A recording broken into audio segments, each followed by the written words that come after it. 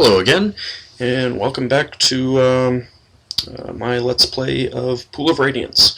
Once again, I am AuldDragon, and we return to just outside the City Hall with the various proclamations. We already did the first one, so let's do the second one.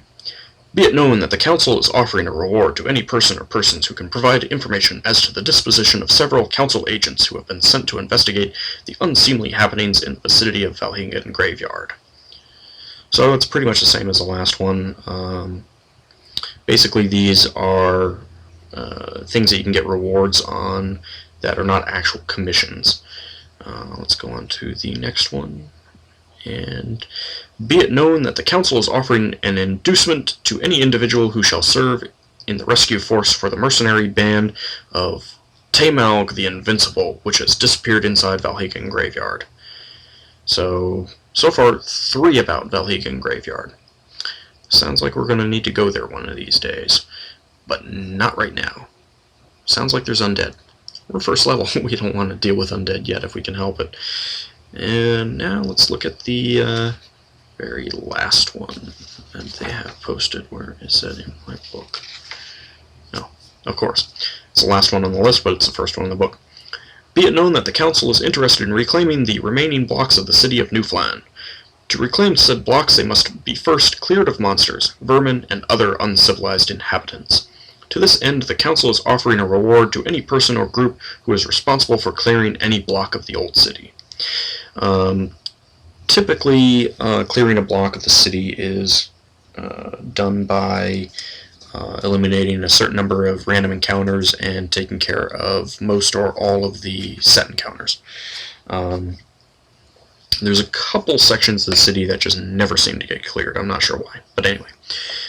So now we are done with the proclamations. And let me give you a quick little tutorial on moving around. Obviously, you can move with the arrow keys. You can also pull up an area map. Not all of the sections in the game have an area map, but you also have coordinates. And if you don't see the coordinates, you know that you cannot bring up the area map. Anyway, you can navigate around, but you can't see the doors on the area map, so it makes it a little bit difficult. But anyway. It's helpful for getting your bearings. Also, as you'll see, every time you move, take a step in a square, the time increases by 1 minute. So, you enter the City Hall. As you face down the hallway, you see a guarded door. You are outside the clerk's office. Guards posted around a door in the south wall watch you closely. This is the clerk's office right here. Let's go ahead and go in and see what she has available. At your entry, the council clerk begins looking through a stack of papers. Before I can offer any commissions, I must see if you are due a current reward. Yeah, I'm not very good at women's voices either. The clerk shuffles through her papers. On the matter of commission, she says, I can offer the following. The slums immediately to our west need to be cleared of monsters. That's going to be our first one. So-called keep on Thorn Island must be cleared. The Council is offering a reward for books, maps, tomes, etc., which provide useful information about Flan before the fall. The reward is tied to the value of the information. These are all the commissions currently available, and I can't go through any of the other doors. The way is blocked. You are intercepted by the Council guard. Halt! Your presence is not authorized. Leave. Do you leave? Yes, no. If you say no, I believe you get into a combat. Not going to do that. Yeah, I'll leave. Alright, so I'm back outside the council clerk's office. Now, the other thing that we need to do before we really get going into the slums is you may notice that my armor class for all my characters is 6. Yeah, that's because we are naked. We have no items. Oh, let me camp, alter, picks. Portraits off. I'll leave the monsters on. Okay.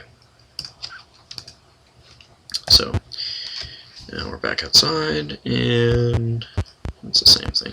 Alright. So let's wander around town. And I know that this is a store because, well, I've played the game before. So, the shop specializes in arms and armor. Can I show you our wares? I guess, if you want to sail. So here we are in the shop screen. Buy, view, pool is pool your money. Appraise allows you to appraise any gems or jewelry you have, and of course exit. Let's pool. Then it gives you take and share. Share gives you equal shares between everyone. Take, that's how much money we have right now, 850 gold. So let's buy some weapons. One of the things that I really like about this game is that it gives you like the full range of weapons. You don't get that in any of the other games. Now, you're never actually going to use any of these. I mean, really, how many people use a glaive goose arm? No one. Yeah. So, but it's just neat that it gives you the options. Anyway, since there really isn't a whole lot of, role-playing in this game, I'm going to get the weapons that I find most useful, which is basically longsword. So I'm going to buy 3 of those for my 3 fighters. Oh, and my thief. And let's buy... Alright, let's get to the armor. Banded mail is going to be the best at this point, so get 4 of that. 4 shields. I think that was 4. And let's see, items, okay. Yeah. Alright, as you see, my portraits are gone now. Yay. Alright, let's disperse my longswords.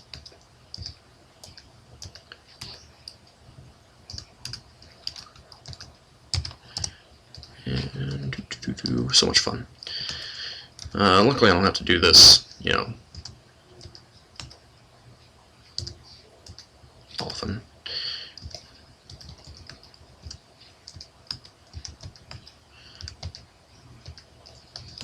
Okay.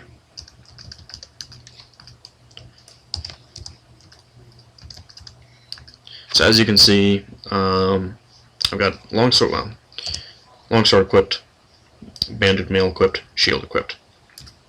So now my AC is -1, yay! And I do 1d8 plus 6 points of damage, yay!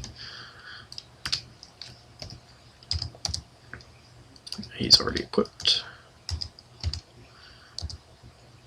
Alright, she's good to go.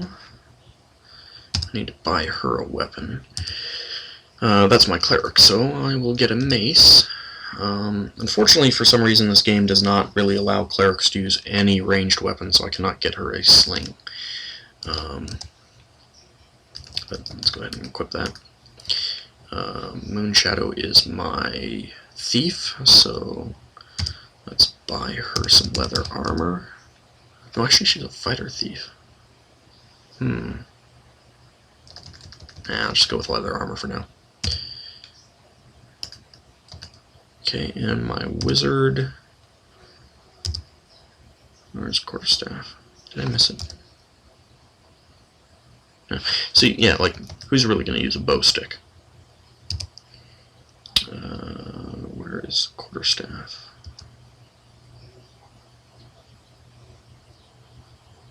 Alright, I'm missing it. Oh, there it is. Right below the speedum.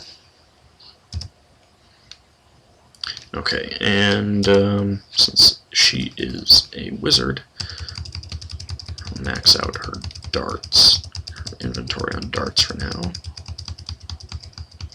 Eventually it'll say overloaded. There we go. That either means that you're actually overloaded, you can't carry anything else, or the inventory is maxed out. However, you can join them, and there we go. So, and then my wizard, she's a fighter mage thief, you see. But I am actually going to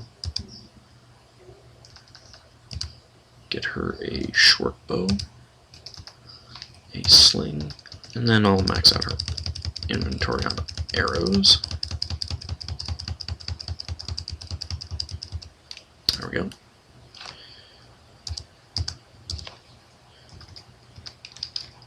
Alright, join them. And then if you equip the arrows, if you ever go into quick combat mode, your archers will, anyone with arrows equipped will sit there and just fire arrows. It's kind of annoying. I prefer buying arrows just for backup, basically. Actually, let me see how much money I have. 62 platinum. I could probably get away with the longbows, but I know I'm going to get some longbows, non-magical longbows from treasure. So I'm just gonna. Wait, I did buy a longbow, didn't I? Oh well. I get short bows for everyone else.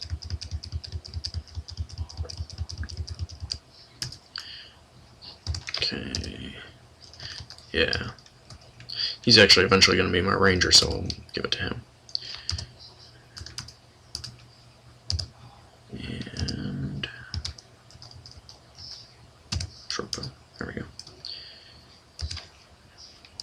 And let me get some arrows.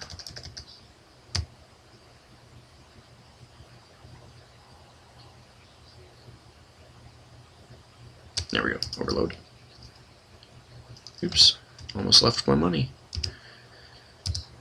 And let me get short bow and arrows. There's not a whole lot else to buy at this point in the game. You got your basic equipment, which is really all you need. There are some other things that you can buy. Maybe let's see if I have time to visit those shops. Yeah, I do. Okay. So now I'm down to 2 gold and 37 platinum.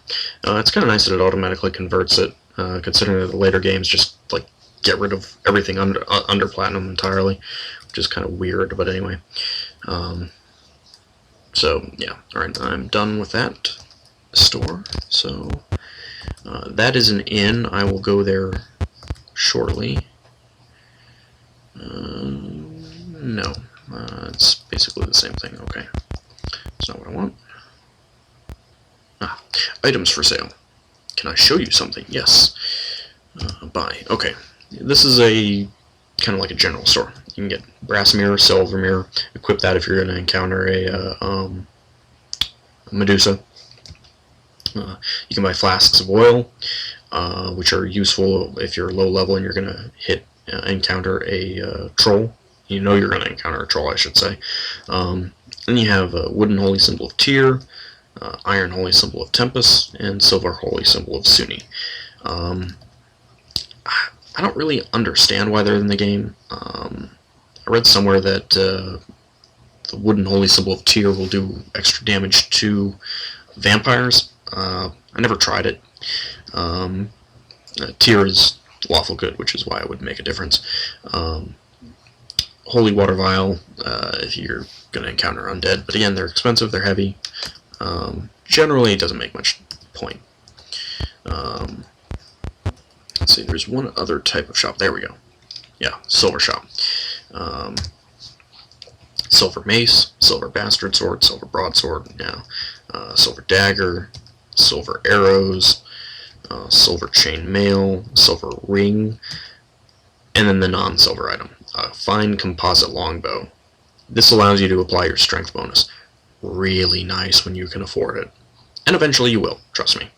Most of the other stuff, only buy the weapons if you know you're going to encounter high-level undead, and you just need to do some damage. You don't have enough magic items. Anyway, that's the stores. I will be back and I will go rest at the inn.